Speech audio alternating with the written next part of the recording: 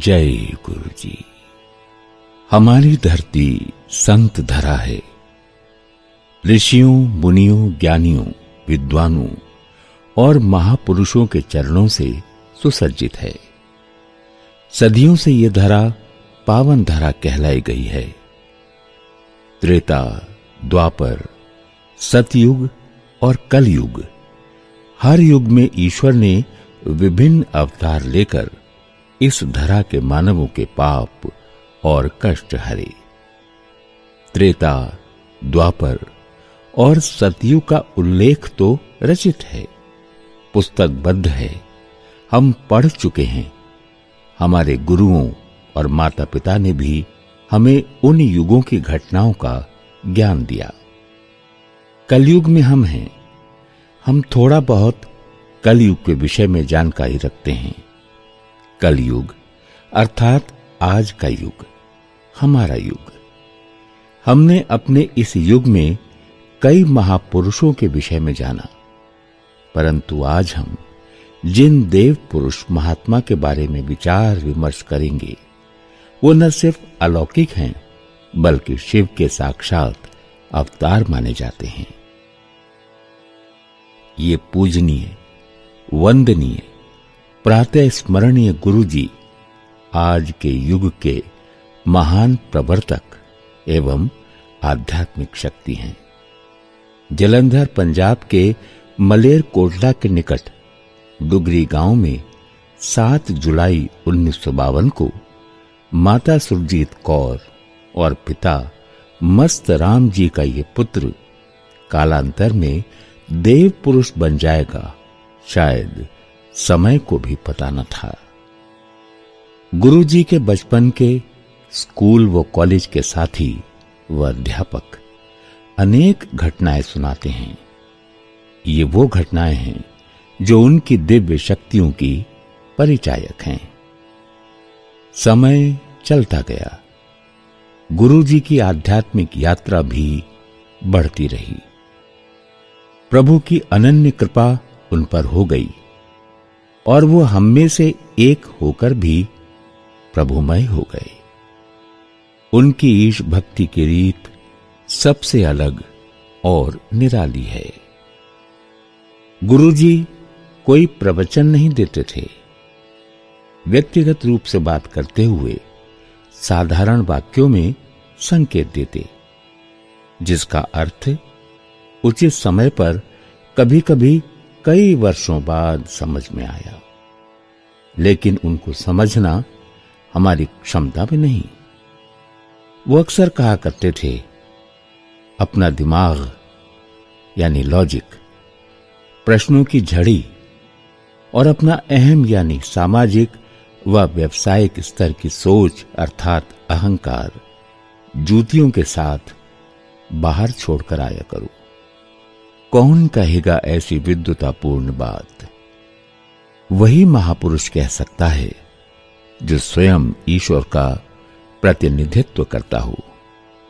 और फिर हमारे गुरु जी तो साक्षात ईश्वर स्वरूप हैं। भारतीय संस्कृति में गुरु को ईश्वर से ऊंचा स्थान मिला है। अब हमारे सबके मन में एक प्रश्न उठ रहा होगा, गुरु किसे कहते हैं? गुरु क्या होते हैं? इसकी शाब्दिक परिभाषा हमें उस अतुलनीय अनुभूति व अलौकिक आनंद से बहुत दूर रखती है जिसे हमने गुरु जी की शरण व सानिध्य में बहुत गहराई से अनुभव किया। उनके प्रेम में स्व को निरंतर भिगोया है और सहभक्तों को भीगते देखा है। ऐसे गुरु और कहां जो ये कहें, चंगा यानी अच्छा जीवन जियो, कोई रोक टोक नहीं, कोई नियम कानून नहीं, कुछ भी खाइए, कुछ भी पहनिए, आनंद से रहिए, परंतु चंगा इंसान बनो। हां, गुरुजी ये अवश्य कहते, अपनी सोच बदलो, पॉजिटिव सोचो, यानी सकारात्मक विचारधारा रखो। परिवार और पारिवारिक जिम्मेदारियों को गुरुजी विशेष महत्व देते हैं। वो हमेशा सपरिवार सत्संग में आने को कहते।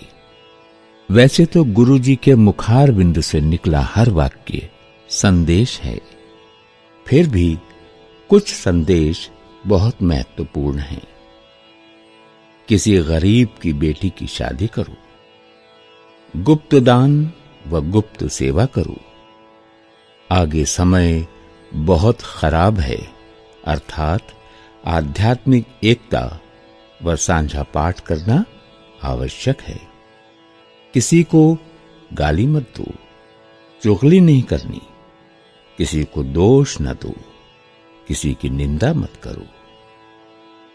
जब भी कोई इंसान प्रार्थना करता है या किसी मंत्र का जाप करता है तो एक शक्ति का आह्वान करता है ताकि वो शक्ति उनकी प्रार्थनाओं को स्वीकारे व इच्छाओं की पूर्ति करे।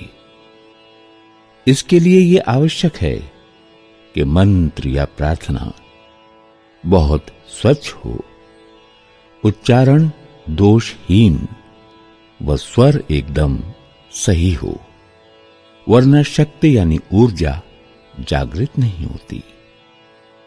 लेकिन हमारे उच्चारण व स्वर दोषहीन नहीं होते, अतः हमारी प्रार्थनाएं अस्वीकृत रह जाती हैं। यहां गुरु की आवश्यकता होती है। गुरु अपने भक्तों की दोषपूर्ण प्रार्थनाओं को स्वीकार कर उन्हें सही बनाकर परम शक्ति को अर्पण करते हैं ताकि वो स्वीकार हों। गुरु जी के शब्द हैं, शक्ति को जागृत करने के लिए मंत्र को गणित के सवाल की तरह होना है, एकदम सही। उसमें समझौते की गुंजाइश नहीं होती। हमारे गुरु जी का जाप है, ओम नमः शिवाय, शिव जी सदा सहाय। ओम नमः शिवाय, गुरु जी सदा सहाय। गुरु जी का शब्द सुनकर कहीं ये न सोचें कि लंबी दाढ़ी वाले भगवा वस्त्र वाले गुरु जी रहे होंगे। भक्त समूह के सामने गद्दी पर सत्संग में बैठना होता तो गुरु जी शानदार सिल्क का लंबा कुर्ता व धोती पहनते थे। गुरु जी ने कभी भी किसी को बलपूर्वक भक्ति और अध्यात्म की ओर नहीं मोड़ा। वो तो कहते हैं, आनंद से जियो, मन को मारो मत, खुलकर जियो। हां, एक बात जरूर कहते थे जो हमें उनके आदेश की तरह माननी चाहिए। गुरु जी का कहना है, शिव पुराण रोज पढ़ना चाहिए। शिव की अदम्य शक्ति का अनुमान था गुरु जी को। गुरु जी में ही शिव, गुरु जी में ही शिव शक्ति, शिव भक्ति। धन्य है वो भक्त जिन्होंने गुरु जी के साक्षात दर्शन किए। हम उनकी छवि देखकर ही उनकी आध्यात्मिक शक्ति का अंदाजा लगा सकते हैं। आप ध्यान से कुछ पल के लिए गुरु जी की छवि को निहारिए। उनके मुखमंडल पर आभा, कांति, शांति और ईश्वरीय प्रकाश नजर आएगा। उनकी आंखों में जीवन का सुख दृष्टिगोचर होता है। उनकी मधुर मुस्कान तनाव मुक्त कर देती है। गुरु जी संपन्नता, वैभव, सुख, समृद्धि, रिद्धि, सिद्धि और वृद्धि के देने वाले हैं। उनका सत्संग हमें पूर्णता की ओर ले जाता है। संगत से सुख मिलता है। गुरुजी एक समय एक से अधिक स्थानों पर दर्शन देते। अमुक दिन दिल्ली में बैठे संगत में हम उन्हें निहार रहे होते तो उसी घड़ी पल वो किसी अन्य स्थान पर किसी भक्त के घर पर उनकी समस्या का निदान करने के लिए उपस्थित होते। चंडीगढ़ से आए एक श्रद्धालु परिवार से बातचीत के दौरान हमने ये समझा, ऐसा तो अक्सर होता है कि गुरुजी दिल्ली में हैं, लेकिन उनकी सुगंध देश विदेश में बैठे श्रद्धालुओं को यकायक मिल जाती।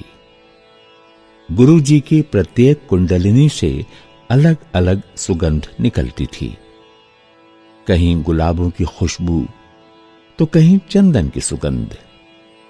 आज भी इसी सुगंध से गुरुजी अपने भक्तों को यकायक भाव विभोर कर दिया करते हैं, शक्ति देते हैं, मार्गदर्शन करते हैं, पथ भ्रष्ट होने से बचाते हैं। सैकड़ों श्रद्धालुओं से खचाखच भरे मंदिर के हॉल में अचानक एक तेज झोंका उस जानी पहचानी खुशबू का आता है, जिसे पाकर श्रद्धालुओं की आंखें सजल हो उठती हैं। यह खुशबू साथ साथ बैठे दो व्यक्तियों को आए ऐसा आवश्यक नहीं, कभी किसी एक को, लेकिन बगल में बैठे दूसरे को नहीं। आशीर्वाद देने हेतु गुरुजी भक्तों से कहते, मेरे हाथ दबा या पांव दबा। इस क्रिया के दौरान भक्त तो उस पार पहुंच जाता, शरीर हवा सा हल्का व रोमांचित हो जाता और हाथ व कपड़े सुगंध से भर जाते। लंगर प्रसाद पाकर घर जाएं तो परिवारजन को उस दिन भक्त के कपड़ों से वो सुगंध मिलती। अगले दिन प्रातः उठें तो भी हाथ में वो खुशबू बसी हुई मिलती। आज भी यह खुशबू हमें कहीं भी कभी भी अनायास ही रोमांचित कर देती है। गुरुजी अक्सर कहा करते, जा तेरा कल्याण कीता। यहां कल्याण का अर्थ बहुत गहरा होता है, जो शायद हमारी बुद्धि के, हमारी समझ के परे होता है। अनेक और अनगिनत घटनाएं हैं गुरुजी के विषय में। दिखते थे साधारण, किंतु थे असाधारण। उनमें ईश्वर की अतुलनीय शक्ति का समावेश था। वो गुरु भी हैं और गोविंद भी।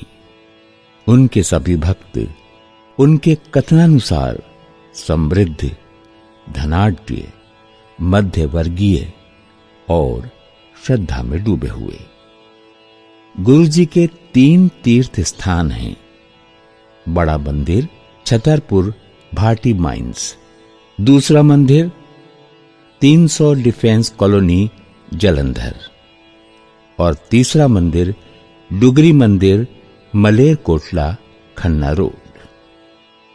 गुरुजी के यहां 5 मुख्य पर्व हैं।